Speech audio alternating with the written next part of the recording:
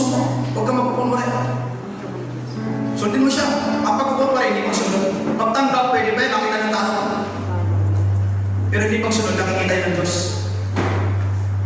Pwede rin makita yan, may iyak-iyak. Rumors na pala.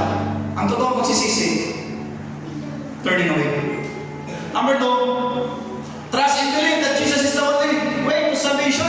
John 46. Hallelujah.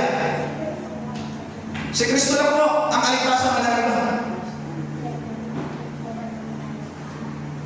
Kung maniwala kayo, sa inyo. Kung ayaw maniwala, sa inyo. At least narinig yung salita.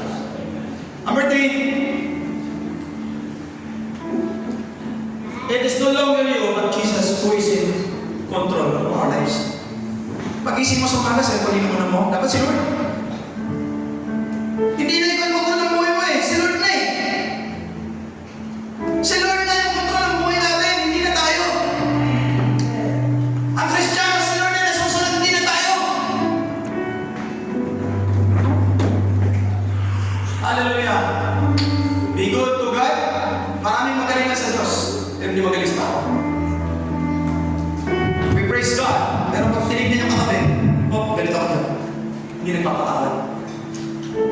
Dapat magaling ka sa Diyos, magaling sa tao. Kamusta ka sa aking bahay mo? Nawiwisol mo ba? O sinusumpa ka na?